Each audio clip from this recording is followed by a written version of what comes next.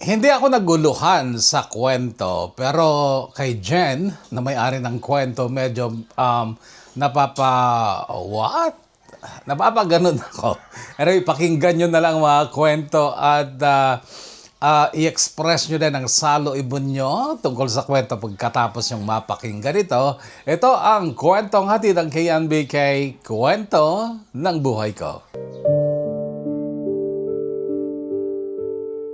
Dear Kakwento,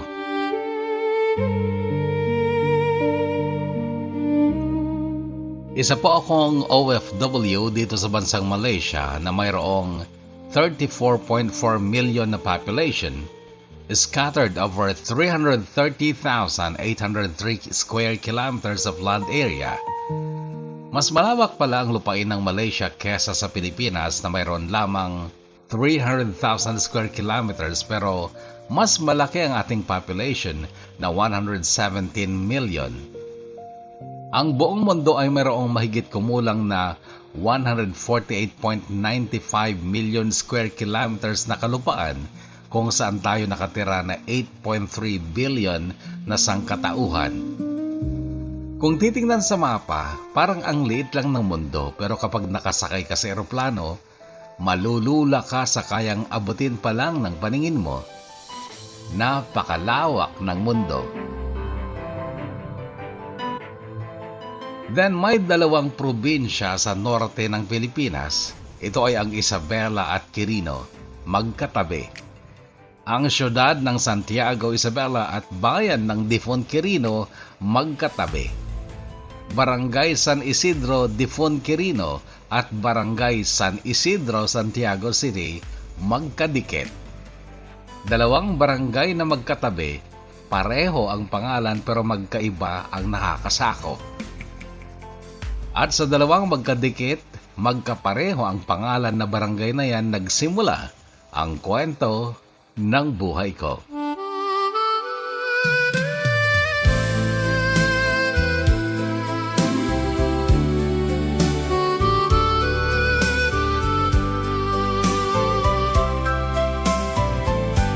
Tinadhanang magtabi,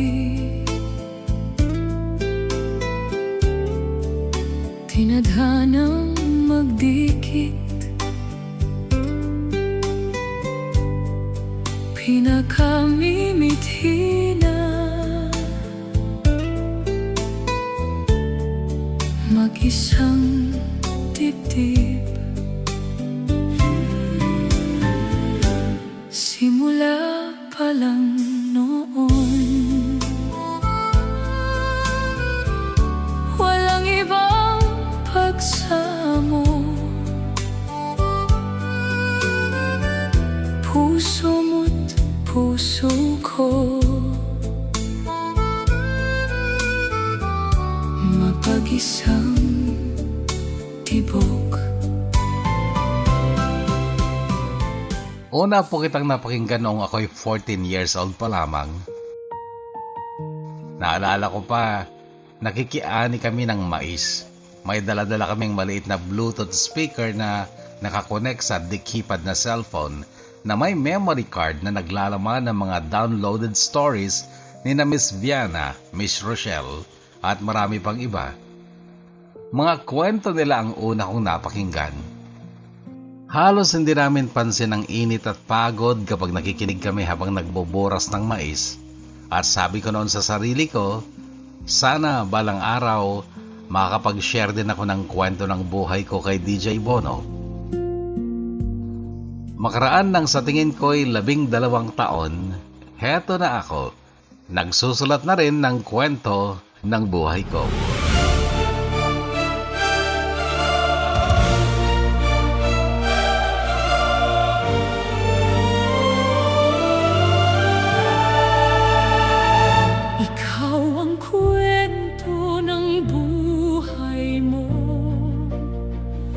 Larawan yan ng iyong pagkatao. Ito ay sipi ng kahapon mo't ngayon. 26 years old ako ngayon, kakwento, at isa akong OFW dito sa Malaysia. Isinilang at lumaki ako sa lalawigan ng Quirino. Pangatlo sa 4 na magkakapatid pero dapat sana ay 6 kami. Maaga lang naging anghel ang 2 kapatid ko. May kakambal daw ang ate ko subalit wala ng buhay nung lumabas mula sa sinapupunan ng aming ina. Yung isa naman, kinder pa lang ako nung siya ay iluwal kahit 7 months old pa lang siya subalit hindi rin naman siya nagtagal. Ang aming bunso ngayon ay lalaki. Kung sana mayaman kami at kompleto na sa medical facilities ang aming lugar, siguro naiwasan sana ang maaga nilang pagpanaw. Kaya lang, realidad ng buhay probinsya, maraming kulang kaya't madalas ay inaasa na lamang sa albularyo at sa dasal.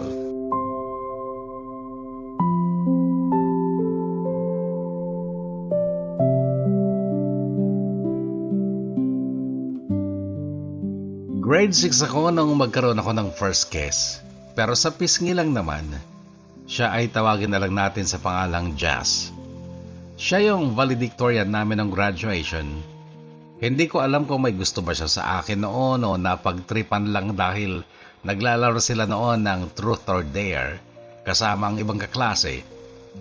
Pero dahil sa gulat at inis ko dahil sa biglaang pagdampi ng haliks niya sa pisngi ko, tumakbo ako papunta sa kanya at ubos lakas kong hinampas ang likod niya.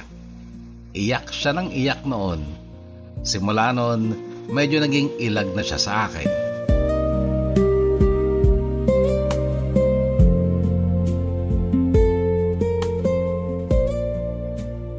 Una akong nagka-boyfriend dong bakasyon after elementary graduation. Incoming grade 7. Siya si Jomar. Sa text lang naging kami noon. Uso pa noon ang text at cellphone na may keypad. Pero hindi rin nagtagal nakipag-break ako kay Jomar. Siguro dahil masyado pa akong bata at hindi ko pa talaga naiintindihan ng tunay na pag-ibig. May nanligaw din sa akin noon, si Rohel. Binigyan niya ako ng notebook na may nakalettering na pangalan ko at pangalan niya, tapos sa gitna ay heart-shape. Maganda sana pero hindi ko siya sinagot. Wala pa talaga akong balak magka-boyfriend noon. Hindi naman pangit si Rohel. Kaya lang hindi ko siya type. Lalo pa at magaling siyang uminom ng alak at 15 years old pa lang siya noon. Isa pa, gusto siya ng best friend ko at kababata ko na si Lynn. Si Lynn ay naging best friend ko mula pa nung kinder kami. Kaya ayokong masira ang pagkakaibigan namin dahil lang sa lalaki.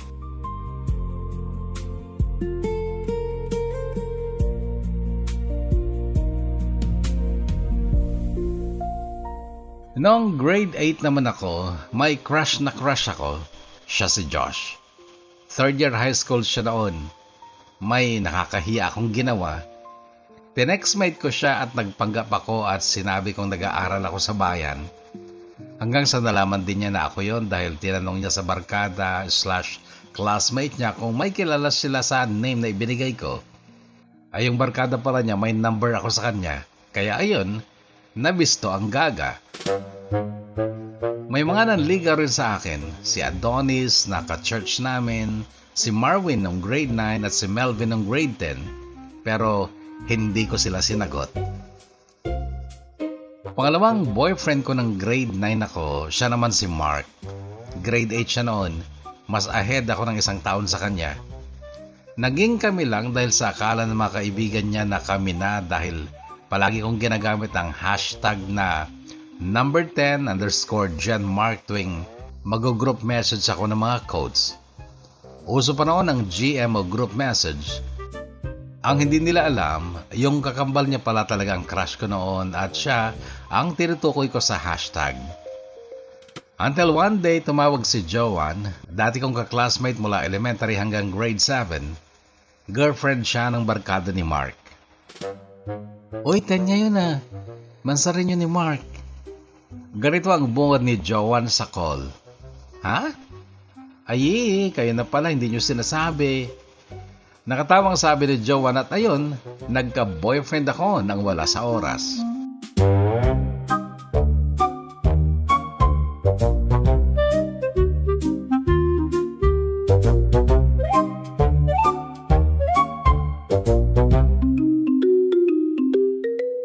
Hindi kami madalas mag-text o mag-call noon ni Mark dahil wala siyang sariling cellphone. Minsan lang makahiram sa kuya niya. Kadalasan, sa school lang kami nagkikita pero hindi rin kami masyadong nagkakasama dahil madalas kasama niya ang barkada niya at ako naman kasama ko ang mga kaibigan ko. Hanggang sa nalaman ng ibang schoolmates at pati na rin ang teachers namin. May isang araw, buwan ng Mayo noon at bakasyon, magkakasama kami ni na Kat sa school. Kasama niya ang boyfriend niya noon na barkada ni Mark. Sa loob ng CR, doon nangyari ang first kiss namin ni Mark. Habang sila ni Kat nanonood sa cellphone sa labas. Masasabi kong naging mapusok si Mark noon. Naramdaman ko ang kamay niya sa dibdib ko although hindi naman niya pinasok sa loob. Pero sobrang uncomfortable na noon. At promise kakwento hanggang doon lang talaga. Nagkalaban kami ni Mark noong mag-end of school year. Then tanghali noon habang pauwi ako, may biglang nag-miss call mula sa new number. Saglit lang ang miss call, then nag-text. Ang sabi sa text, "Ikaw yung ex ni Mark? Ikaw yung kinukwento niya na malandi?" Nireplyan ko naman, "Who you?" At ang reply niya, "Arielica, girlfriend ni Mark." "Ah, okay. Bakit, anong kailangan mo?" Mga ilang segundo lang tumawag na siya at sinagot ko naman, "So ikaw nga yung ex niya?" Sabay tawa at narinig kong may mga kasama siya, mga barkada niya. "Bakit? Anong kailangan nyo?" "Ikaw nga. Alam mo ba malantod ka daw at nagpakantot ka sa lalaking taga doon sa kanila?" Sobrang init ng panahon noon kakwento. Tirik na tirik ang araw at pati ang ulo ko ay parang uminit na rin dahil sa mga naririnig ko. "Pinagsasabi mo, ano bang kailangan nyo?" "Wala lang. Alam mo kaya ka pinagpalit ni Mark dahil malantod ka, pokpok." Sabi niya sabay tawanan silang lahat na nakakaasar pakinggan. "Baka kayo ang malandi." Sabi ko naman, "Ah, talaga? Nye nye nye. Malantod ka kasi, pokpok, nagpakantot." Pinatayan ko sila ng call dahil hindi ko na matake ang mga pinagsasabi nila. Nung tumawag ulit sila, hindi ko na sinagot. Nag-text sila ulit. "Pangit ka kasi kaya ka pinagpalit ni Mark. Malantod ka, pokpok ka, pokpok." Nireplyan ko pa, "Kung malandi ako, mas malandi ka. Sayong-sayo si Mark, isaksak mo sa baga mo." Pagkasend ko noon, blinak ko na agad ang number niya. Umiyak ako saglit noon. Galit na galit ako sa kanila, lalo na kay Mark na walang kwenta. Mga kwentong pinagkakalat niya puro kasinungalingan. Ang sinasabi niyang lalaki daw na may nangyari sa amin ay si Adonis na ka-church namin noon sa Iglesia ni Cristo. Oo, nanligaw sa akin si Adonis pero hindi ko siya gusto. Hindi ko alam kung saan niya nakalap ang mga kwentong barbero na yon. Kaya doon ako nagsimulang magtanim ng galit kay Mark. Hindi na rin ako pumasok ng hapong yon dahil sa sobrang sama ng loob ko.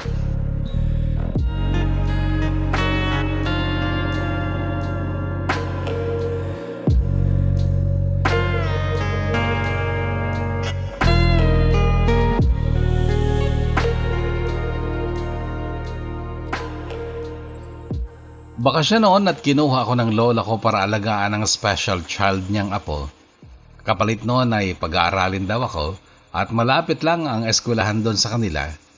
Yung lola ko ay taga doon din sa lugar nila Mark. Isang araw pagbaon ko sa sofa, nakita ko si Mark sa terrace o pintuan, nakaupo habang nanonood ng volleyball. Pagkakita ko sa kanya, bumalik lahat ng sama ng loob at galit ko sa kanya. Ang ginawa ko, pinatay ko agad ang TV at pumasok sa kusina para ipaghanda ng makakain ng alaga ko. Paglabas ko, buti na lang wala na siya doon. Napag-isip-isip ko noon kung papasok pa ako sa school na pinapasukan din ni Mark, wala akong mapapala kundi mabuli lang ako ng mga barkada niya. Kaya nagdesisyon akong lumipat ang ibang eskwelahan dahil sa kahihiyan na pinapakalat niya na wala namang katotohanan.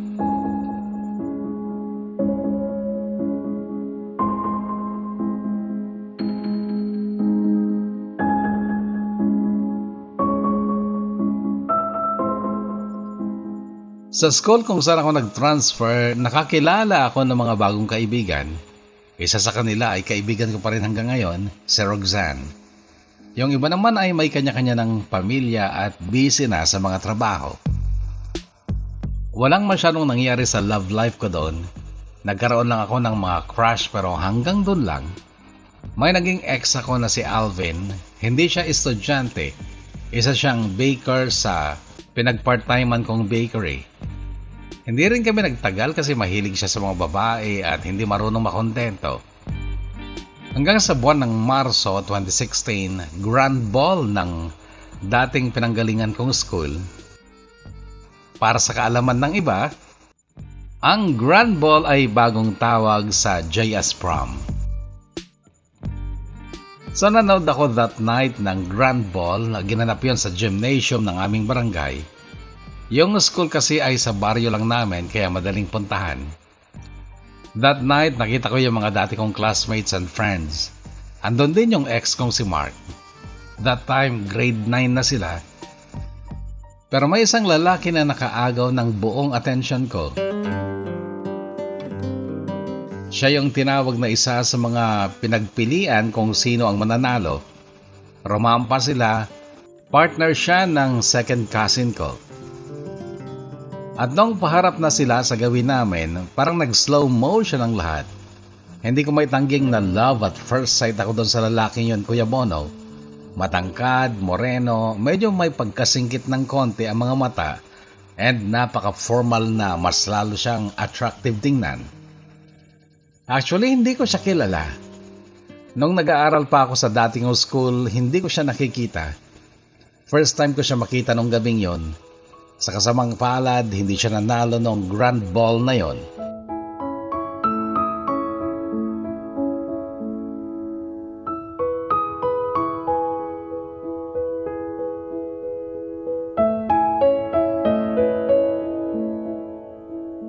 Bakasyon noon, same year, nagtrabaho muna kami sa isang restaurant sa Jardine, Nueva Vizcaya. Kasama ko ang kaibigan kong si Chona. Yung mga kasama namin doon ay taga sa amin din. Kainan yung pinagtrabahuan namin na kadalasang mga biyahero at mga trucking ang kumakain. Isang gabi habang nagpapahinga na kami dahil open ng duty kami kinabukasan, may kausap si Chona sa cellphone. Para bang kinikilig siya. Mga ilang minuto lang, dumating naman si May sa kwarto at dumiretso kay Chona. Si May ay mas bata sa amin ng 2 taon. Taga sa amin din siya. Sumali si May sa usapan nila Chona sa phone. Naka-loudspeaker kasi kaya rinig ko lahat. Hindi ako nakatiis dahil curious ako kung sino ba yung kausap nila. Sino ba yung mga kausap nyo? Tanong ko. Sila Ryan at Vincent. Sagot ni May na halatang kilig na kilig. Higher grade kin lower grade. Agka gusto kanya na. Sino yung mga yan? Hindi pamilyar mga pangalan sa akin na. Taga saan sila? Si Chona ang sumagot. Taga dun sa Ranso. Hindi mo kilala, ipinsan mo si Ryan. Ranso ang tawag namin sa lugar nila lagpas ng school sa baryo namin. Actually parehas na San Isidro ang name ng barangay namin. Ang pinagkaibahan lang ay Quirino sa amin at Isabela sila. At tanging ang eskwelahan lang ang pagitan ng mga barangay namin. Actually magkaharap ang eskwelahang yon. Yung sa barangay namin na ngayon ay San Isidro Integrated School na meron na ring junior and senior high at sa harap naman ay San Isidro Elementary School at yun ay sakop naman ng barangay nila at daan lang ang pagitan kaya sobrang lapit lang nila sa school. Narinig yata nung kausap nila sa kabilang linya yung pagtatanong ko kasi bigla silang nanahimik at siguro nakikinig sila. Wala akong kilalang Ryan na pinsan ko, sabi ko. Basta taga doon siya. Di ba tumira ka pa noon sa bahay ng lola niya? Oo, pero hindi ko siya nakikita doon. Ay, iso ah. Ay, yung Vincent, sino yan? Tanong ko naman ulit. Barkada niya. Transfer rin. Oo, nung grade 9 sila. Hindi mo na sila kilala kasi lumipat ka na ng school. Ah, okay. Sagot ko na lang. Tapos kakwento, naalala ko yung lalaki sa Grand Ball. Yung lalaking nakaramdaman ko ng love at first sight ba? Kaya tinanong ko ulit sa Chona pero medyo lumayo ako at hininaan ko ang boses ko. Sino yung partner noon ni Jillian sa Grand Ball nung tinawag na sila para rumampa? At ang sagot ni Chona, siya yun, si Vincent. So hindi ako nakapagsalita. Hindi ko ma-explain yung nararamdaman ko that time. Pero sadly, hindi ko rin alam paano sabihin kay Chona na crush ko yung barkada ng boyfriend niya. Baka sabihin niya sa kanila ay halos gabi-gabi pa naman sila nag-uusap sa call, kaya hinayaan ko na lang. Lumipas ang ilang araw, isang gabi may nag-text sa akin. Ang sabi lang, "Hi." So since wala naman akong ka-text, nireplyan ko, "Who you? Asan naman nakuhang number ko?" "Si Vincent to, kay May ko nakuhang number mo." Nagulat ako kakwento. Parang lumamig yung buong katawan ko dahil crush ko yung nag-text sa akin. At doon na nagsimula ang communication namin ni Vincent.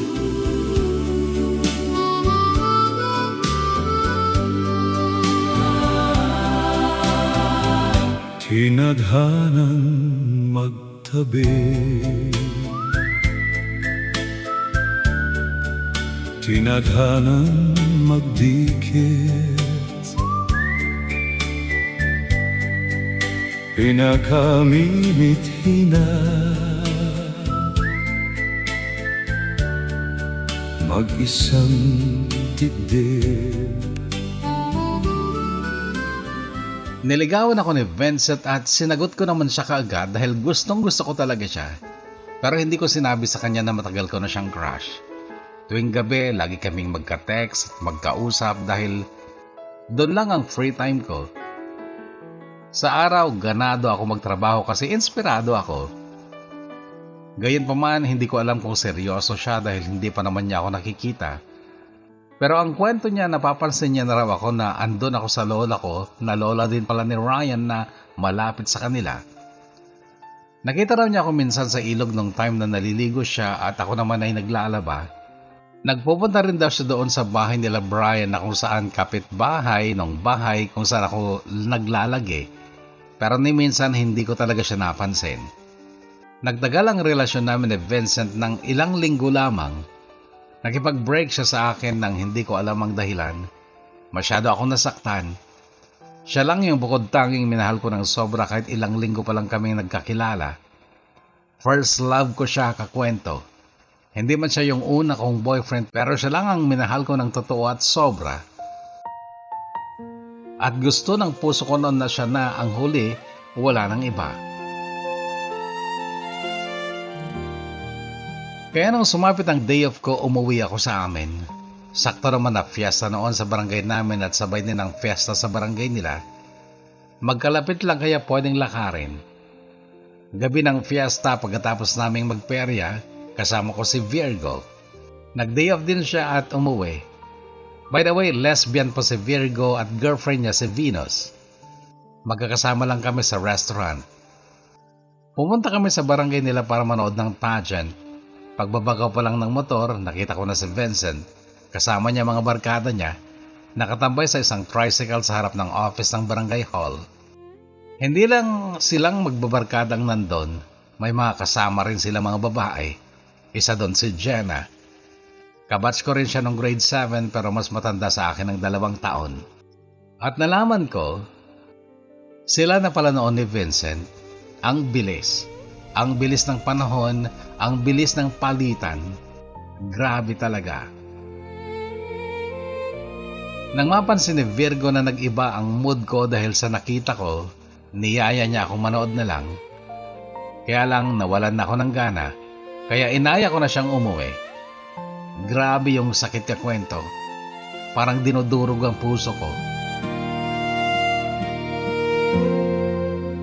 Sana pwede kitang kontrolin.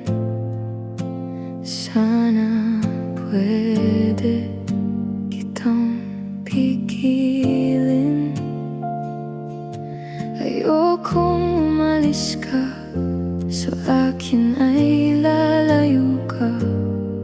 Magmamahal ng iba, ako'y lilimutin mo. Sana pwede, please lang dito ka lang.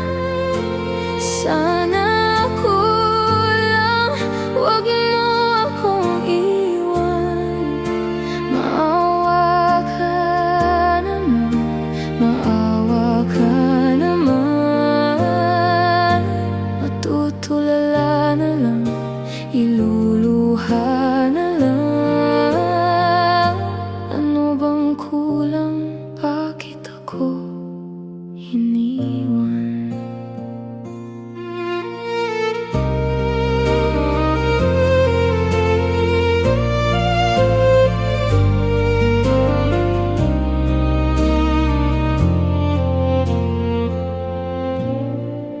Ang ginawa ko noon para maibsan ang lungkot ko, dinadaan ko na lang sa hugot at text message as send as group message.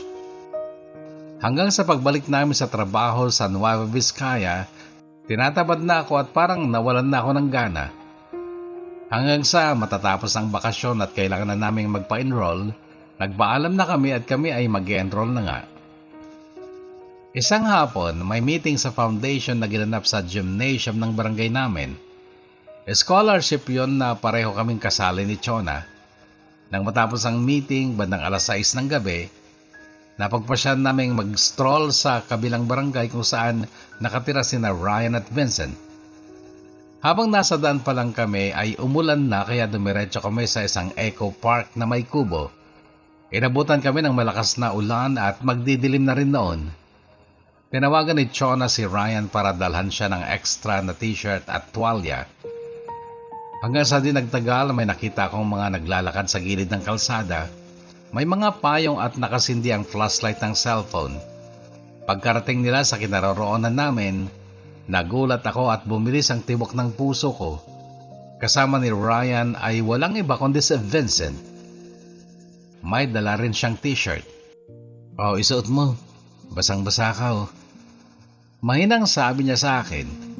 Inabot ko naman at sinuot pero hindi ko tinanggal yung basang damit ko sa loob. "Ba't di mo tinanggal? E di mababasa rin yung suot mo." Sabi niya. "Okay na to. At least hindi ako lamigin dahil dito sa t-shirt na binigay mo. E bahala ka ah." Pero ilang minuto lang ay nilagay niya sa likod ko ang hawak niyang tuwalya. "Punasan mo buhok mo." Sinunod ko naman at hindi nala ako nagsalita dahil nahihiya ako. Sina Chona at Ryan ay nasa kabilang upuan lang ng kubo at nag-uusap. Madilim noon at tanging kidlat lang ang nagsisilbing liwanag. Kami ni Vincent, magkatabi kami pero hindi kami nagkikibuan dahil nagkakahiyaan kasi nga wala na kaming relasyon. Mga ilang minuto may nag-text sa akin. Hinahanap na ako sa bahay. Tumatawag sila pero hindi ko sinasagot. Hinayaan ko lang. Hanggang sa nag-text yung jowa ng tita kong lesbian na close ko, tinatanong kung nasaan ako. Pero ni isa sa kanila hindi ko nireplyan. Ang gusto ko lang noon, yung moment na yun nakasama ko yung mahal ko. Ayokong umuwi dahil kasama ko si Vincent. Kaya ang ginawa ko noon kakwento, inoff ko ang cellphone ko.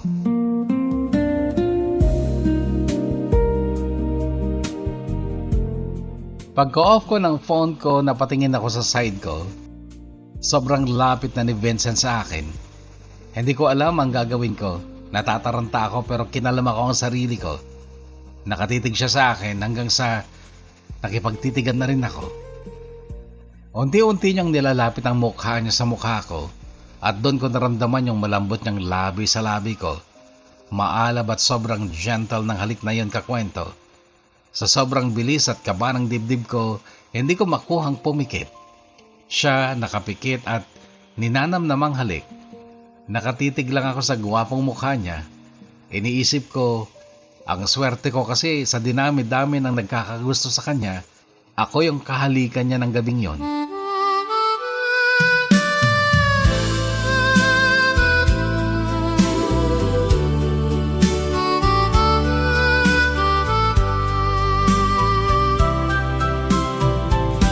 Tinadhanang magtabi. At naging kami nga ulit sa mismong gabing yon. Wala na sila that time ni Jenna. Ilang araw lang sila, nag-break din. Pinahupa muna namin ang ulan bago kami umuwi. Alas 8 na yon. Pagkahatid ko kay Chona, binagalan ko ang pagpapatakbo ng motor kasi hindi ko pa alam ang sasabihin ko sa parents ko. Pagkarating ko sa bahay, nasa labas si Papa, hinihintay ako. Nakainom siya.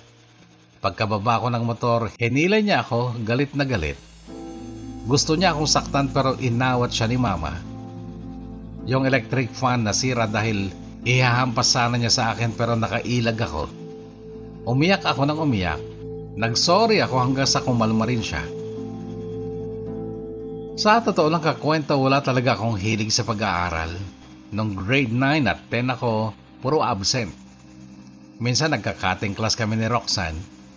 Pero sa awa ng Diyos, pumasa pa rin kami. Nung grade 11 ako, pumasok ako ng ilang buwan pero tumigil din. Tinabad na ako at desisyon ko yon kahit pinipilit ako ni Mama. Bumalik ako sa restaurant kung saan kami nag-part-time. Andun pa rin sila Virgo at Venus. Nagpatuloy ang relasyon namin ni Vincent pero sinubok na naman ang relasyon namin. Nakipaghiwalay ulit siya sa akin.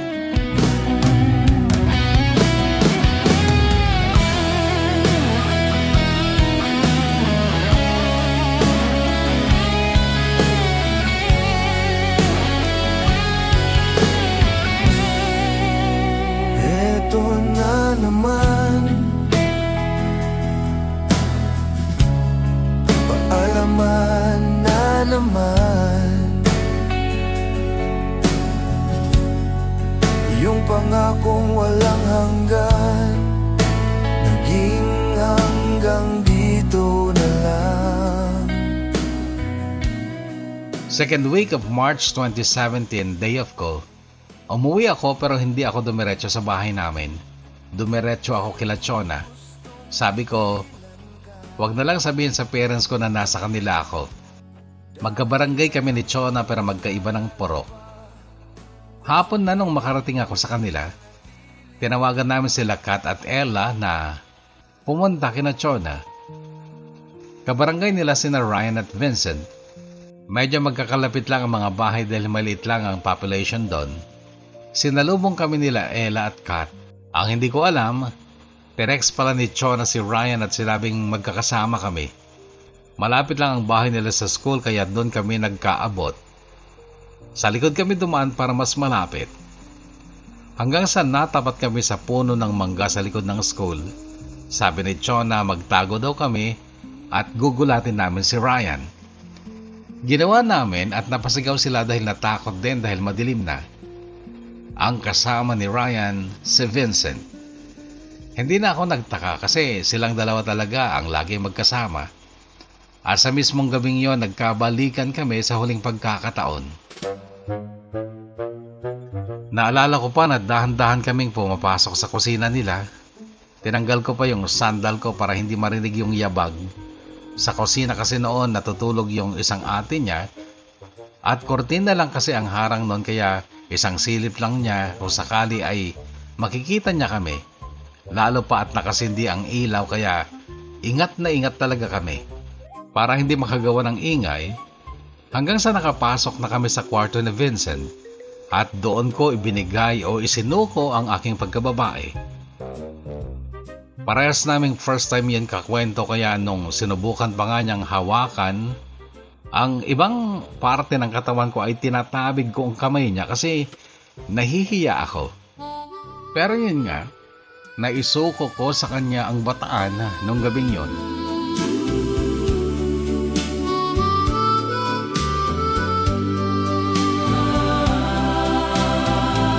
Tinadhanang magtabi,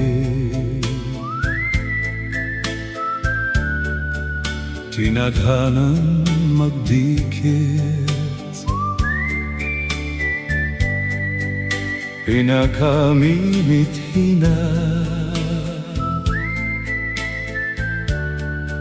mag-isang dibdib.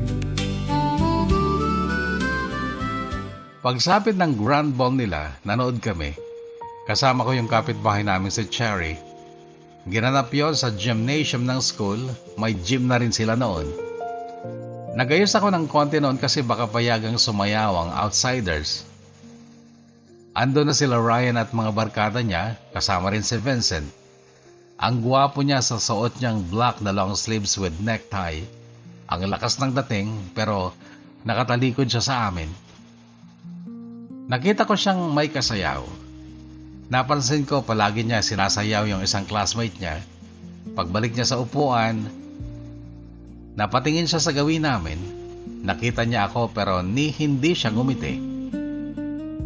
Mali man ang mag-expect kakwento pero umasa ako na sana isayaw niya ako. Matatapos na ang last song at last dance, wala. Walang lumapit. Nadismaya ako syempre, pero siguro may rules sila na bawal sumayaw ang hindi kasali. Siya ang nanalo bilang King of the Night nung gabing yon, kaya sobrang saya ko para sa kanya.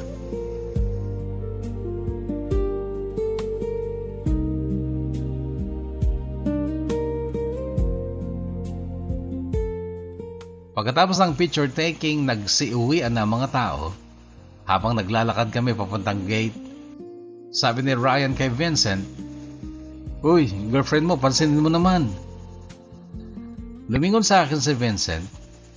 Nasa likod lang kasi ako at hindi ako sumabay sa kanila kasi may disappointment pa ako. Hinihintay ko siya na siya ang unang kumibo sa akin. Lumapit siya sa akin, sinabi niya sa akin yung sash na napanalunan niya. "Para sa'yo."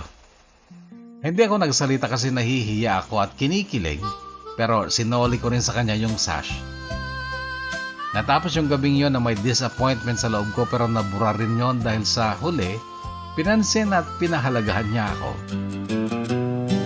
You're my world, you're all my everything.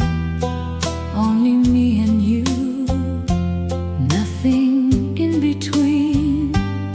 Walang mali, dahil tama ka sa akin. Walang kulang, dahil sapat ka sa akin. Sabi nila, loving you is crazy. Bulag din daw ako, 'cause I can't see your wrongs. I don't give a damn. Bulag na akong bulag. At least I still have you.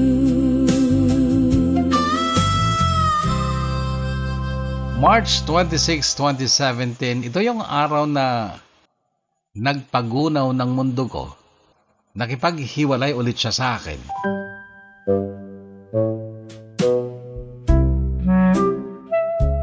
Tinanggap ko yan kahit masakit. Sobrang sakit kasi binigay ko sa kanyang lahat pero hindi pa rin pala sapat. May isang araw, sinundo ko yung pamangkin ko sa school gamit ko ang motor ni Papa. Umaambon na noon kaya nagpark ako sa lilim ng mangga sa harap ng school. Hanggang sa naglabasan na ang mga estudyante, hanggang sa matanaw ko si Vincent na may dalang payong at kasama niya noon ang mga classmates niya at madadaanan nila ako. Ang ginawa ko ay tumalikod ako at kunwari may tinitingnan sa baba para hindi ako mapansin o makita. Noong akala ko nakadaan na sila ay inangat ko yung ulo ko. Kaso pagkataas ko ng ulo ko nagulat ako kasi may nakatayong tao sa side ko, si Vincent, na may dalang payong na nakatapat na sa akin. "Umaambon, mababasa ka." Hindi ako nagsalita o kumibo. Tumingin ako sa likod, andun yung classmates niya nakatingin sa amin. Mas lala ako nahiya, sakto naman na dumating ang pamangkin ko at agad ko nang pinaandar ang motor. Iniisip ko bakit pa siya concerned sa akin, di ba nga wala na kami. Hanggang sa nalaman ko na sila na ni Marge. Classmate niya mula elementary at naging crush niya noong grade 6 sila. Kaya raw naging sila ay dahil tinutokso siya ng mga barkada niya kay Marge simula nung malaman nilang may gusto ito sa kanya. Kaya ayon, bumalik ang paghanga niya kay Marge at ayon naging sila.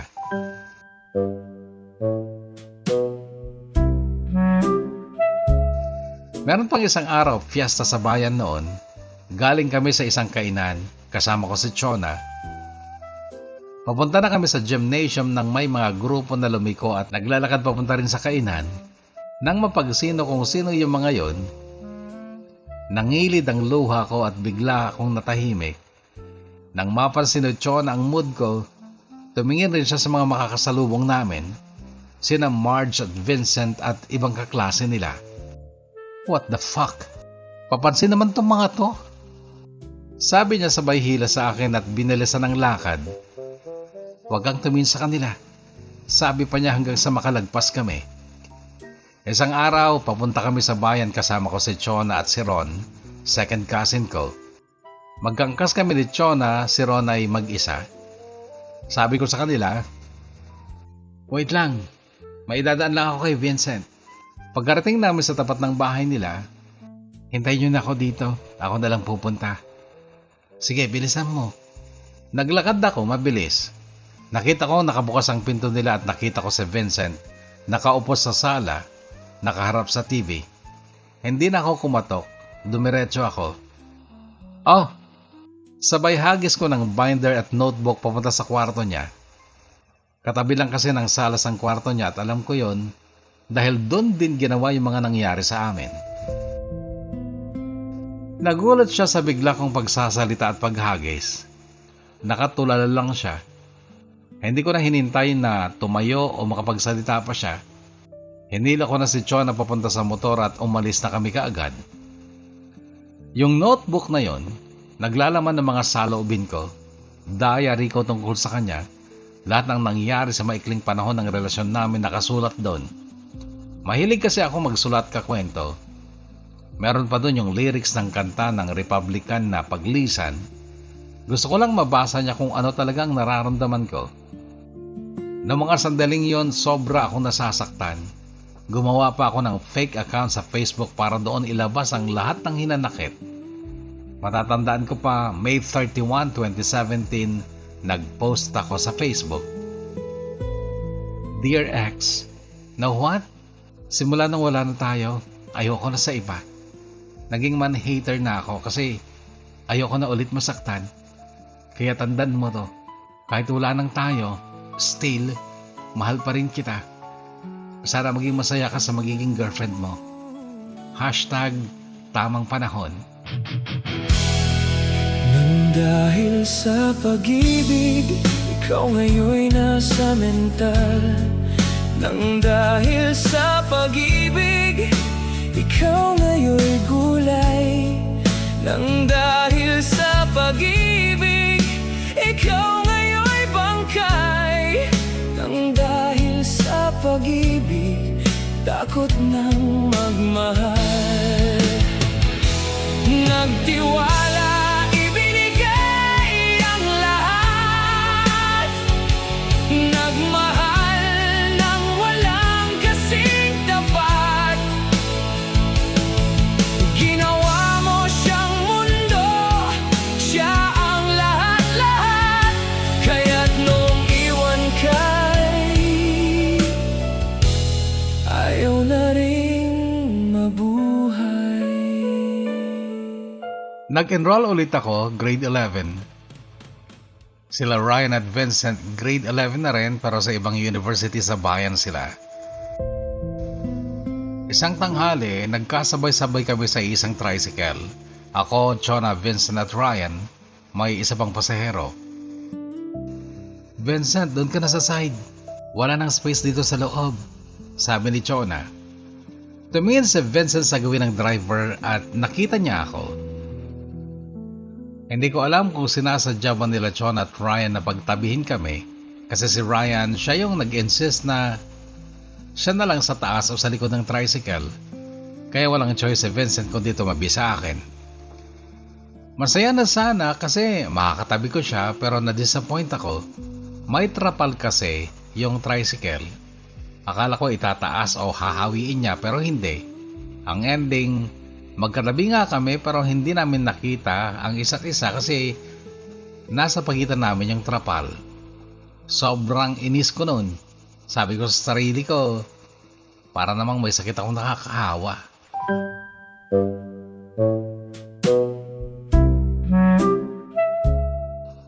Pagka uwi ko, nag-post ako sa fake account ko. Hindi na kita mahal. Hashtag stupidity with emoticons na naiinis. Yun ang last post ko tungkol sa kanya.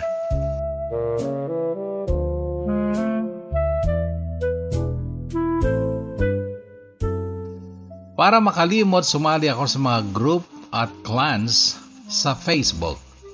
Doon ko nakilala si Joey. Siya ang dahilan para ako'y muling umibig. Alam ko sa sarili ko na mahal ko pa rin si Vincent pero ayoko nang umasa. At para tuluyin ko na siyang makalimutan, nakipagrelasyon ako kay Joey. October naging kami ni Joey. 1 oras ang biyahe mula sa amin papunta sa kanila, pero at that time nasa Maynila siya at nagtatrabaho. December ang una naming pagkikita sa isang mall sa Santiago City nung umuwi siya para magbakasyon. Okay naman ang relasyon namin. That time nag-stop ulit ako ng pag-aaral. Akala ko kasi makakapag-abroad ako, kukunin ako ng tita ko sa Dubai. Nag-process na ako ng papers ko pero hindi natuloy. Ang iniisip ko noon bago ako mag-abroad, sana may anak man lang ako. Para kahit iwanan man ako ng lalaki, may alagaan ako. What if matagalan ako sa abroad at ayaw kong umuwi, at least may anak akong lumalaki kasama ko.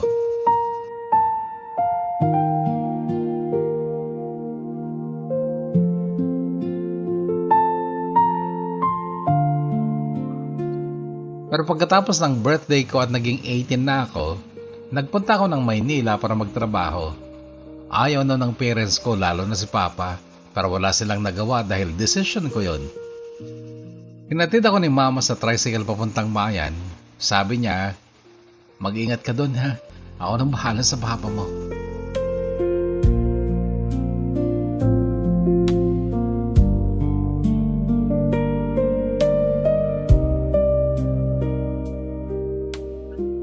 Kaya ako rin napag-desisyon ng umalis.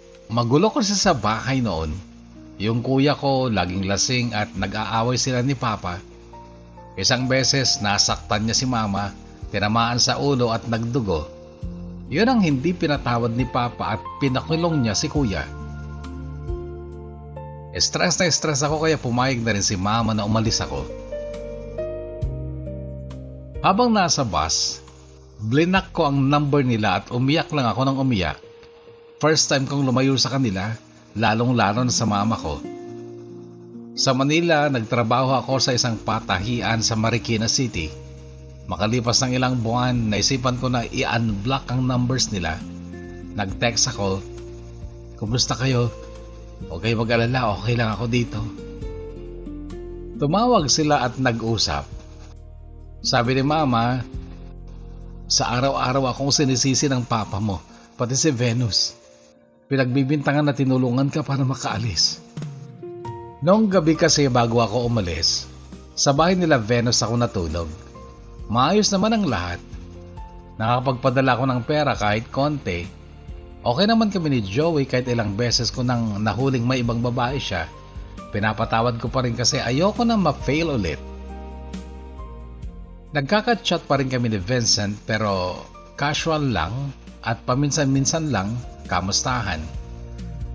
Hanggang sa dumating ang pandemic at lockdown, nag-stop ang trabaho pero binibigyan pa rin kami ng pagkain ng amo kasi stay-in kami. Hanggang June 2020, napauwi kami sa probinsya dahil sa Balik Probinsya program. September same year, kasal ni Chona at Ryan at binyag ng baby nila. Ninang daw ako pero hindi ako dumalo. May trabaho ako at ayoko makita si Vincent at Mark na alam kong dadalo rin. By the way, kakwento, magkabarkada sila at magkababata. Nagsorry na lang ako. Tama nga ako. Andun sila sa pictures. Buti na lang hindi ako pumunta.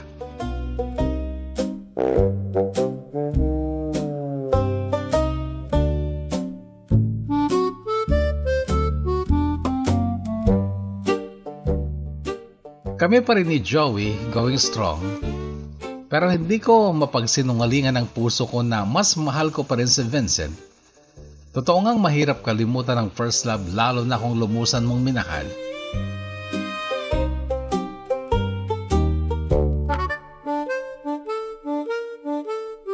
September 2020, nagka-chat kami ni Vincent sa new account ko. Tinatanong niya ako tungkol sa online games, kung anong skin ng hero ang pipiliin niya. Sinabi ko yung kukunin niya tapos bigla siya nag-chat. Nakuha ko na. Sabay sa ng picture ng hero. I love you. Sabi pa niya with kiss emoji. Nagulat ako at kinilig. Pero nahuli ako ni Joey, nabasa niya yung chat. Tumingin lang siya sa akin, walang reaction. Kinuha ko ang cellphone ko at binura ko kaagad. Hindi naman niya ako kinonfront, siguro nagtampo lang. Tuloy-tuloy ulit ang communication namin ni Vincent. Last week of November 2020, nag-day off ako ng 3 days para sagutan ang modules ko. Modular pa noon. Nasa bahay ako nila Venus. Yung asawa ng ate Venus ay pinsan ni Vincent kaya magkapit-bahay lang sila. Sinabi ko kay Vincent na pupunta ako. Gusto kitang makita, sabi ko pa. Ako rin naman. Nung nandun na ako, kinagabihan sa ginagawang bahay malapit sa kanila, hinintay ko siya. Asan ka? Andito ako sa ginagawang bahay, punta ka dito. Bakit? Gusto lang kita makita. Okay, sige, wait lang. Medyo natagalan siya kasi nagtatago pala sa likod. Sabi ko, pupunta ka ba? Ayaw mo yata eh. Tapos bigla siyang lumabas. Pagkakita ko sa kanya, bumalik lahat ng pagmamahal ko simula nung una. Pwede po kitang yakapin? Sabi ko. Niyakap ko siya ng mahigpit. Naamoy ko yung damit niya, amoy downy, ang bango. Hindi mo man lang ba ako yayakapin? Hanggang sa naramdaman ko na niyakap na rin niya ako pabalik. Pagkaalis ng yakap, kinis ko siya ng smack sa lips. Sakto, dumating si Virgo, hinahanap ako. Kinabukasan, kasama namin si Venus sa pagsagot ng modules. Nasa ginagawang bahay lang kami, wala pang dingding. Dumating si Vincent doon. Hindi kami masyadong nag-uusap kasi nahihiya kami kay Venus. May time na hiniram niya ang cellphone ko. Wala mo lang akong picture sa cellphone mo. Sorry. Hindi ko kasi sinesave. Kinabukasan last day ko na. Nagkayayaang uminom kasama yung ate ni Venus, Virgo at Vincent. Patapos na kami nang tumawag si Joey. Lumabas ako para sumagot. Pagbalik ko, parang nag-iba ang timpla ng mukha ni Vincent. Parang nagseselos. Nung nasa labas na kami at umupo sa gilid, may tama na kami noon. Sino yun? Yung tumawag. Siya. Si daddy mo. Oo. Hanggang sa may nag-chat sa kanya, babae. Pinakita niya sa akin ang phone niya. Sino yan? Hindi ko alam. Replyan mo . Ano i-reply ko? Bahala ka na.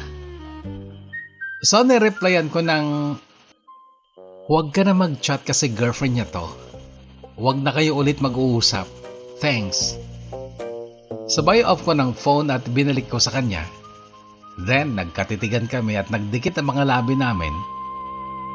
Para sa isang maalab na halik at mas lalong uminit dahil nakainom kami. Pero hanggang dun lang kakwento, walang ibang nangyari. Pagbalik ko sa trabaho, may message request. Hindi ka naman daw niya girlfriend, sabi niya. Huwag kang feeling.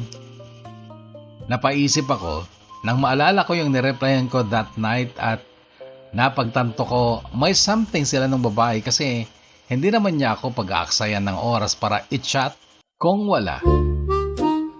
At doon ako umiiwas kasi meron na namang ibang babae na involved at ayoko na maulit pa yung nangyari noon na inaway ako dahil sa lalaki. That's why umiwas ulit ako. Hindi ako nagtanong kay Vincent kung sino siya at kahit mahal na mahal ko pa siya, umiwas ako. And December nakita ko nga meron talagang namamagitan sa kanila. Sa bahay ako nag-New Year. Gabi bago bumalik, nag-chat si Vincent. Happy New Year. Happy New Year. Reply ko. Saan ka nag-New Year? Dito sa bahay. Umuwi ka pala, di mo sinabi. Punta ako dyan, hiramin ko motor ni ate. Sasabihin ko, punta ako kila lolo. Hindi pwede dito sa bahay. Sabi ko kasi alam sa bahay na boyfriend ko si Joey at baka magalit si Papa. Doon na lang sa tindahan, banta ka doon. Sabi ko. Sige, wait lang. Nagkita nga kami sa tindahan. Uminom lang kami ng Coke. Hindi rin kami masyadong nag-usap. Siguro, gusto lang talaga namin makita ang isa't isa. Sino takadwam?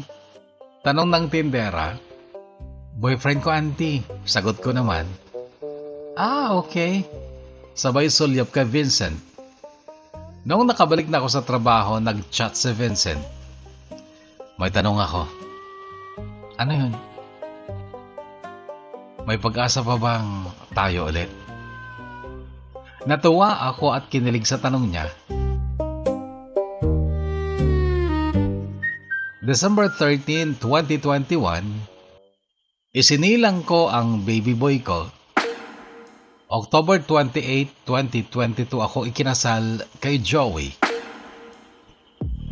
Noong tinanong ako ni Vincent, ang sagot ko, wala, hindi ko alam, may boyfriend ako.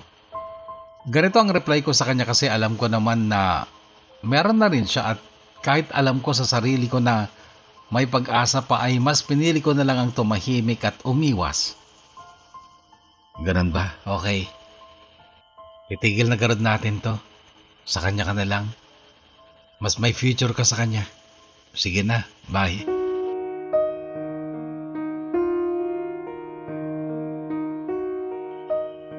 Pagkabasa ko ng kakwento, lumuha ako. Mali ako. Mahal ko siya pero hindi ko pinaglaban. Alam kong siya yung sigaw ng puso ko pero sa isang iglap, nawala ulit siya. At this time, ako ang may mali. Makalipas ang ilang buwan, nakita ko may girlfriend na siya. Yung babae na nag-chat sa akin noon. Masakit isipan na yung mahal ko ay pag-aari na ng iba. Pero hindi ko siya masisisi dahil hindi ko siya kayang piliin kahit alam ng puso kong siya pa rin talaga. Tuluyan kami nawala ng communication ni Vincent. Nag-focus ako sa pamilya ko. Pero simula nung ipinanganak ko si baby, hindi kami nagsama ni Joey sa isang bahay. Doon kami nakastay sa parents ko. January 2022, pumunta siya sa lugar nila para magtrabaho. Sa computer shop muna tapos naging delivery rider. Umuwi naman siya tuwing day off pero 1 to 2 days lang. Feeling ko para kaming boardmates, walang bonding. October 31, 2023, ilang araw lang matapos ng first wedding anniversary namin, nahuli ko siyang may nakakalandian at higit sa lahat, may nakasex siyang isang silahis. At may chinatmate pa na taga sa amin, anak ng tumakbong kapitan. Nakita ko lahat, pinatabal ko siya kahit hindi siya humingi ng sorry, kahit masama ang loob ko sa relatives niya kasi may narinig pa akong sabi, bakla naman yung nagbibigay ng pera. Iniisip ko na lang na karma ko na rin to kasi niloko ko rin naman siya noon kay Vincent pero iba yung ginawa niya. 2019 pa lang niya yung ginagawa. Doon nagsimulang mawalan ng amor ang puso ko para kay Joey. Naging manhid na ako. Silent quitting ang tawag doon. Pinilit niya ibalik ang tiwala ko pero iba ang naramdaman ko.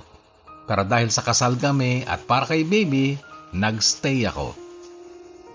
Pero minsan sumasagi pa rin sa isip ko si Vincent. Napapaniginipan ko siya ng ilang beses. Binisita ko ang social media na. Nakita ko ang picture nila ng girlfriend niya. Sana all, sabi ko sa sarili ko. Inaamin ko mahal ko pa rin siya kahit ilang taon na ang lumipas. Pero syempre hindi na pwede. Hanggang sa may opportunity dito sa abroad, grinab ko kaagad. October 15, 2024, nag-flight ako dito sa Malaysia. Nagtrabaho bilang domestic helper. Maayos naman dito. Andito mga ibang kamag-anak ko kaya hindi ako masyado na homesick. Iniwan ko muna si baby sa parents ko. Pero napansin ko, nag-iiba na naman si Joey. Pag tinatawagan ko sa gabi, hindi sinasagot. Umaga, walang chat. Pero casual lang. Ang chat lang niya, bakit? Pagsabi ng July 2025, doon nagsimula ang stress ko. Muntik na akong madepress, hindi makatulog, hindi makakain, lutang lagi sa trabaho. Nagkaproblema si Joey sa trabaho. Malaking pera ang nawaldas niya at pera yon ng company. Tinulungan ko siya. Hindi ko siya sinermonan kasi kailangan niya ng karamay. Lumapit ako kung kani-kanino para makautang lang mabayaran yung kulang. Ilang beses kong kinausap ang lola niya sa video call, umiiyak ako. Lola, paano yan? Ang laking problema niyan. Nanginginig ako noon, parang nagkakapanik attack ako sa sobrang daming emosyon ang nararamdaman ko. Sa akin na rin kasi nagchat-chat ang ibang mga kasamahan niyang nakautangan pala niya. Parang lahat ng ginawa niyang kabulastugan, pasan-pasan ko. Saan mo ba ginamit ang pera? Tanong ko sa kanya. Nagamit ko sa paggawa ng motor, allowance at bisyo. Bakit kailangan mo pang magsinungaling sa akin? Di ba sinabi ko sa iyo magsabi ka ng problema? Wala namang ibang magtutulungan kundi tayo. Ba't hindi mo sinabi nung una pa lang? Sorry, Mami. Sana nakinig na lang ako sa iyo noon. Babawi ako.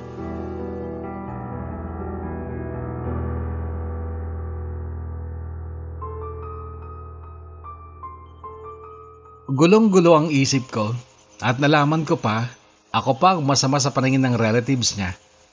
Pinipressure ko daw siya para magpatayo ng bahay. Like what? Ako pa ngayon ang masama. Stress ako, wala akong mapagsabihan. Nilihim ko sa family ko. Sumangguni pa ako sa isang sikat na DJ, podcaster para humingi ng payo. Napapansin na rin ng amo kong babae ang pagpayat ng katawan ko at pagkawala ko sa focus sa trabaho. Pilit ko pa rin siyang pinapaamin na may babae siya. Hanggang sa inamin niya, may nakamit daw siya sa Santiago City. Ilang beses? 2 lang. 2 lang? May nangyari? Wala, kiss lang. At doon ako hindi naniwala kakwento kasi sabi ng hipag niya, may nakita silang motel kit sa motor na hiniram niya at sabi ng katrabaho niya may chikinini siya sa leeg. Imposibleng wala.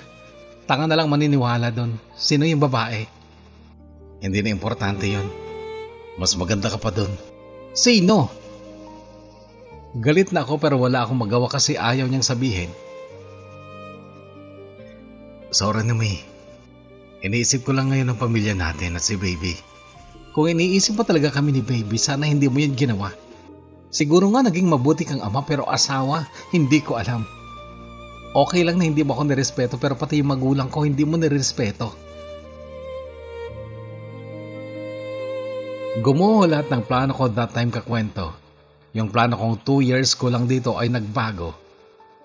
Ayaw ko nang bumalik dahil gusto ko makapiling ang binuo kong pamilya at dahil nabaon ako sa utang pati savings ko nawala, nagplano ako na mag-extend pa dito sa amo ko. Kakwento nagdesisyon ako. Desisyon na hindi ko pagsisisihan sa buong buhay ko. Mabash man ako o sabihin ng tanga pero yun yung kagustuhan ko. Nagbigay ako ng chance. Chance na pinagkait noon ang panahon. Binigyan ko ng chance ang sarili kong sumaya. Bibigyan ko ulit ang pag-ibigan namin ni Vincent. Oo, kakwento si Vincent at sarili ko ang binigyan ko ng chance sa huling pagkakataon. Wala na rin sila ng girlfriend niya almost 5 years. Tuluyan na rin kami naghiwalay ni Joey noon. Noong mga panahong problemado ako kay Joey, stress ay nagkaroon ulit kami ng communication.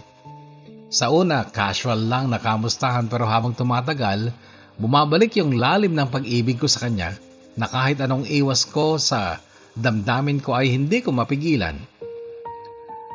Siya ang naging sandalan ko. Siya ang nakikinig sa mga hinaing ko.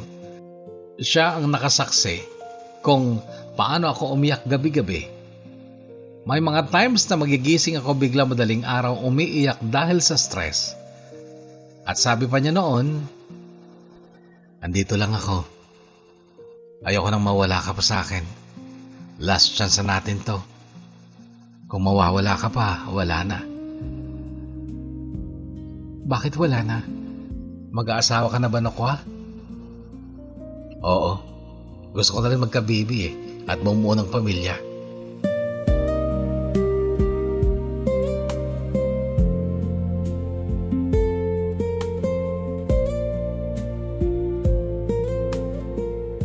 Sabi nila mas matamis daw ang pagmamahalan sa pangalawa o huling pagkakataon.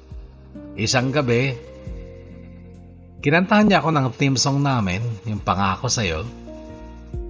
For better or for worse, for richer or for poorer, in sickness and in health, till death do us part. Napaiyak ako. Bakit? Ba't ka umiiyak? Paano yan? Kasal na ako. Hindi mo na mararanasan ng may kasal at may anak na rin ako. Ano na lang sasabihin ng iba? Sabi ko lalo pat barkada niya si Mark at magkapit bahay lang sila. Okay lang. At least nasa akin ka na. At tanggap ko si baby tsaka hindi naman silang makakasama ko. Ngayon nandito ka na ulit sa akin. Ayoko nang mawala ka pa. Tsaka wag mong isipin ang sasabihin ng iba dahil wala akong pakialam sa kanila. Ako rin naman mahal na mahal pa rin kita mula noon hanggang ngayon. Ikaw ang una at huli kong mamahalin. Mahihintay mo ba ako? Oo naman, maghihintay ako. Maghihintay ako hanggang maging okay na ang lahat.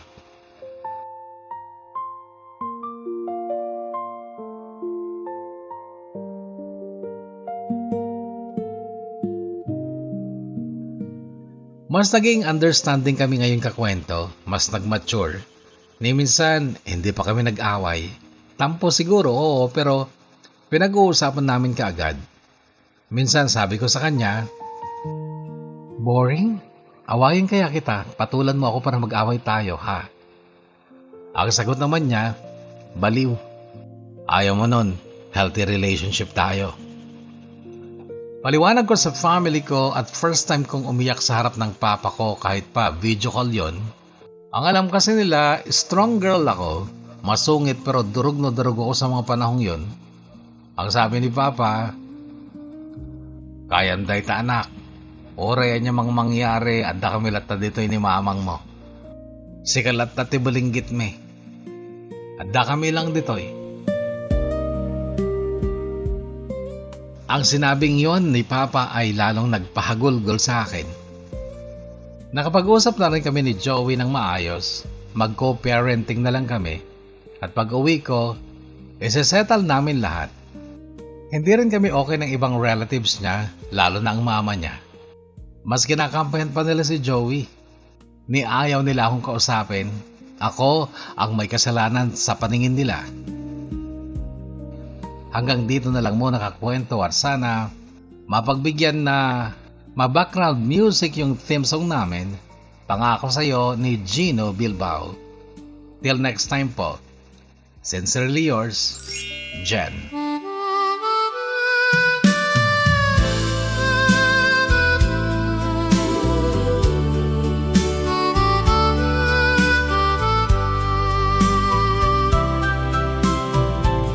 Tinadhanang magtabi, tinadhanang magdikit, pinakamimithi na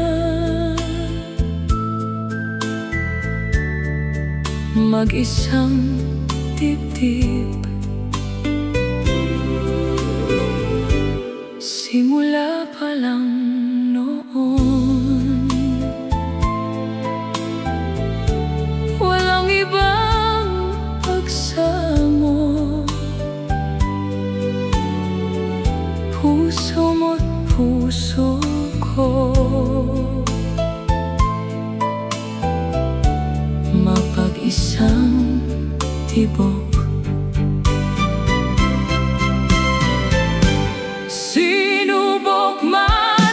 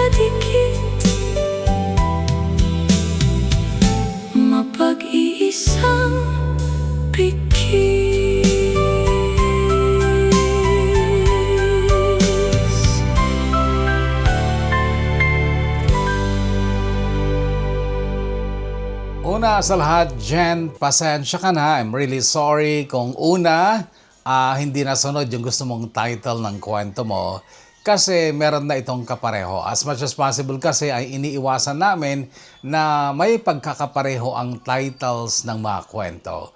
Pangalawa, yung requested song mo na pangako sa'yo ay copyrighted. Ibig sabihin, hindi natin pwedeng gamitin kung gusto nating kumita yung video. Pwede natin gamitin, kaya lang zero ang kita ng kwento. O kaya ay ang kukuha ng kita ng video na ito ay yung may-ari ng kantang pangako sa'yo. Yan ang ibig sabihin ng copyright issue. Okay? So pasensya na kung hindi namin nagamit ang iyong kwento. Anyway, kung bakit nasabi ko kanina na medyo napapa-what ako sa iyo, hindi sa kwento sa'yo, kasi parang ang liit ng mundo mo para sa akin lang. Kaya lang, ganun talaga ang pag-ibig, hindi ba? Kaya nga laging nagkokontra yung isip at puso eh. And you decided, I think, na sundin ang puso mo. At I don't think you are prone to bashing for believing that magiging masaya ka kapag puso mo ang sinunod mo, hindi ba? So I do hope walang bashing, but you can express, guys, mga kakwento, ang inyong opinion, and I believe na hindi naman mo offend si Jen kung sasabihin nyo ang inyong mga opinion. Para sa akin lang kasi kung bakit nasabi ko na parang ang sikip ng mundo mo is because parang hindi ka na tumingin ng iba. Nakita ko yung mga pictures mo, maganda ka naman. Maganda ka talaga. And you have the face of a Filipina and the smile. I actually like it. And talaga lang sigurong nahumaling ka ng sobra kay Vincent. But you are only 26 sa ngayon at sa tingin ko marami ka pang dadanasin sa buhay. I think hanggang sa ikaw ay mag-40, siguro by that time ay matatag ka na. As in, kaya mo nang sundin ang isip mo. But for now, okay, be happy following what you feel like doing. Be happy following your heart. Ganon talaga. We learn gradually, hindi biglaan eh. Although may mga matatatag talagang tao na kapag sinabi ng isip na itong sundin ko, kahit bata pa siya, ginagawa niya. Kaya lang, may sadness kasi eh. Mostly actually ng mga matatalinong tao na sumusunod sa kung anong tama, dikta ng isip nila, sila yung may sadness sa puso nila. Kaya I don't bash or judge people kung bakit sinusunod nila ang puso nila kahit na napipiligro o kaya nagsasuffer yung buhay nila sa pagsunod sa damdamin nila. So go on. Do what you want. Do anything that you think will make you happy. Jen. And sana matuloy yan yung pagsasama ninyo ni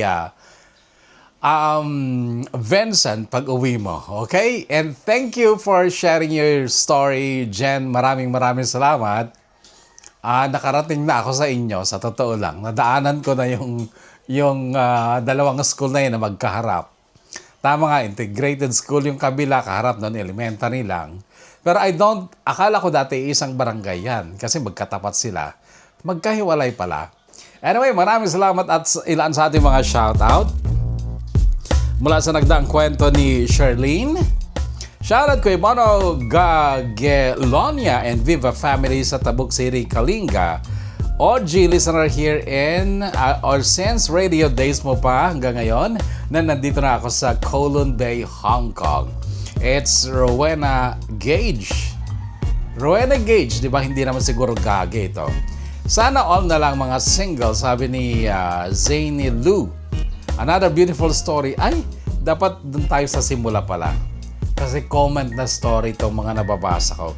Kailangan ng mga shout-outs ang babasahin ko, ha? Hindi yung mga comments about the story. Jonathan Pasqua, shoutout to you. Ganun din kay Ferry Dostereo. Shoutout sa'yo kay Cheryl Cabrera. Pasyarat ko Bono, bangers from Hong Kong. Sabi naman ni Adelaida Remo, shout out to you. Mylene Batuelo, shout out to you. Jess Flades, pasyarat ko Bono, Quezon City at Fami Laguna. Maraming salamat. Shout out sa inyo dyan sa Quezon City at Fami Laguna. And pasyarat ko Bono from Kawayan City, Isabela. Sabi naman ni Jacqueline Fernandez. And hi Kuya Bono sa listener here in Hukou, Taiwan. Pasyarat po ang mahal kong asawa dyan sa Tagaytay, si Romeo Domingo at anak ko po na si Sean Caden Domingo. Thank you. Mula ito kay J. Domingo 5584. Finally, meron na po. Thanks. Sabi naman ni Janessa Utilia at Emerlyn David. Kuya Bono, na imbag nga oras mo dita. Gyaman ti barong istorya. Manen, listening here in Kuwait from Cordon, Isabela. Emerlyn David, kumusta ka dita? Naimbag ng oras mo. And pa-shoutout, next upload, Kuya Bono, Maylene ng Gataran, Cagayan. Shoutout to you, Maylene. Hi, Kuya Bono, I was listening here in Riyadh, KSA. Sabi na naman ni Sunshine Kabakungan. Adele LC, thanks Kuya Bono for another story. May papakinggan na naman. Maraming salamat sa pagantabay, Adele. Pasyarat ka pala, kaabangers mo here in Hong Kong from Santiago City. From Adele LC. Maraming salamat, Adele LC. Ay, salamat after ilang araw na pabalik-balik sa page mo at Lois meron na Balukanaw. Sorry. And eto naman mula kay Elsa Altera. Hello, Kuya Bono. Pasyarat po. Elsa here, I was listening from Hong Kong. Pakisigaw ang pagmamahal ko sa pamilya ko, ang Cordero at San Jose family. Love you all. Thank you. More upload. Maraming salamat, Elsa Altero. And kumusta Kuya Bono? I was listening here in Malaysia from Alicia Isabela. Love Leia Krabahal. Agad ka dita, Leia. Shout out po Ortiz Zubina family from Balawan, La Union. I was watching here in Muscat, Oman. Nakarating na rin ako dyan. And JJ Hong Kong Live 6406, maraming salamat sa super thanks. May mga nagpapadala ng super thanks. Maraming salamat sa inyo. Boss Aim, shout out to you. Shout out kay Bono, shout out to my friends here in Saudi Arabia. But we are same from Cagayan Valley but in different barangay. She is Santa Teresita. She is in Santa Teresita, Cagayan, but me in Gamad, Igig, Cagayan. And shout out to my family in Ifugao, especially to my children and my husband. Hello there, 6 months na lang, makakauwi na din ako from Margie Salvador Cabigat here in Saudi Arabia. Shout out from Quezon Province, sabi naman ni Shyril Wandasan, Servando 884, shout out to you. At bilang panghuli muna, shout out Kuya Bono sa mga kasama ko sa trabaho, sina Buddy Edmund, Fred, Naline, and Maya here in Poland. Thank you, God bless you too, and take care always, Servando 884. Yan na muna, muli mga kakwento, maraming salamat sa pag-andapay, paglalaan ng oras sa ating programa. Stay healthy, stay safe, and may God bless us all.